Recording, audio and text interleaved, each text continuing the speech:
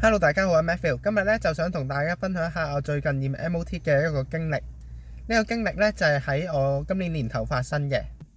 事緣就係前一日其實係禮拜日嚟嘅，咁我嗰陣時無啦啦發現，咦，原來我係時候要驗 MOT 嘅咯喎。但係不過咁唔好彩咧，嗰一日係下午4點鐘，而大家都知道㗎啦，通常禮拜日嘅4點鐘左右咧，其實好多鋪頭都閂㗎啦。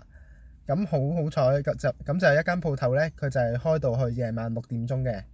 咁我當日咧就即刻揸架車過去，就擺低俾佢去驗 MOT。最尾咧，佢就係話我嗰個嘅車好有問題，係一個嚴重嘅損陷，一定係要經過修復先至係可以再揸得嘅。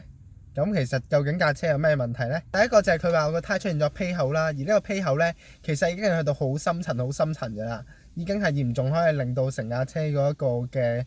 結構呢係會有問題咯。第二個就係佢話我嗰個頭燈呢，嗰個位呢 set 得太低啦，咁其實對其他嗰個嘅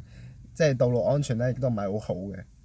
而跟住咧，大家都估到㗎啦，佢就係話我架車好嚴重啦，要換呢樣嘢啊，要換嗰樣嘢，你要換翻個胎啊，又要換翻嗰個頭燈啊，咁你先至可以咧確保到你個 MOT 咧係會合格翻嘅。最尾其實我上翻去 Google 嗰度都發現咗，原來佢係會有好多人都話佢驗 MOT 唔係驗得好好嘅，成日都話人哋唔合格。如果真係咁唔好彩，第一間車行話你唔合格，你架車好嚴重，咁你可以試下去第二間車行嗰度再 check 究竟係咪真係咁嚴重嘅。咁第二日我就去第二間嘅車行嗰度驗下我 MOT 係咪真係有呢個咁嚴重嘅問題啦。當我去到嗰個車行嗰陣時，其實我就問：喂，我架車係咪真係有問題呢？係咪真係一定要換呢？唔換係咪就唔合格呢？坐喺我架車嘅側身度望下，係咪真係嗰個披口披得咁勁呢？其實就發現唔係嘅，就好似我哋嗰個手指甲呢，有時有啲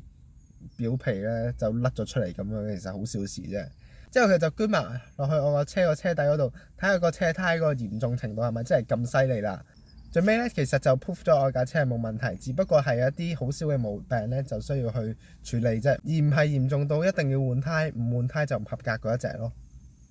其實我哋嗰個車胎咧，其實周不時都係會有少少皮外傷噶啦，但係就未去到話一定係要換嗰一隻咯，唔換就唔合格嘅。最尾咧，其實都有啲朋友同我講話，點解有啲車行就一定係要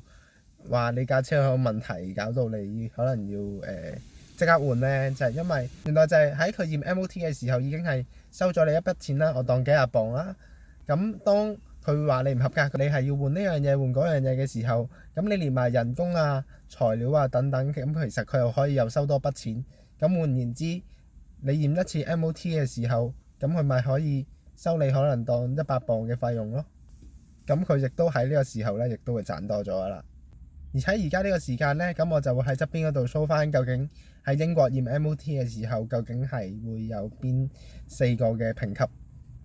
係會導致你合格同埋唔合格，同埋嗰個嚴重程度係點樣嘅。咁好啦，我哋而家咧就見到有5個顏色，咁我而家就由最左邊個開始講起啦。最左邊個咧就係 dangerous。咁就係話你一定唔可以去揸車，直至到你修理好架車先可以再揸。去到左邊第二個啦，左邊第二個咧都係話你唔合格嘅，咁佢就一定要你快啲去換啦。去到中間嗰個亦都係唔合格，只不過咧佢就建議你盡早換咯。去到右邊第二個啦，佢係話你 MOT 合格嘅，只不過咧你係如果有需要嘅話，就一定係要盡早處理咯。去到最後尾綠色嗰一個，咁佢就係話你完全係冇問題啦，咁亦都係可以放心去揸車。如果大家都有啲相同嘅經歷嘅話，亦都係落去留言區嗰度留言，大家去分享下當中相關嘅資訊同埋經歷。最後記得撳翻個 like 同埋 subscribe， 撳埋隔離個鐘仔，又或者係 follow 我嘅 IG， 咁下一條片咧你就一定唔會錯過啦。拜拜。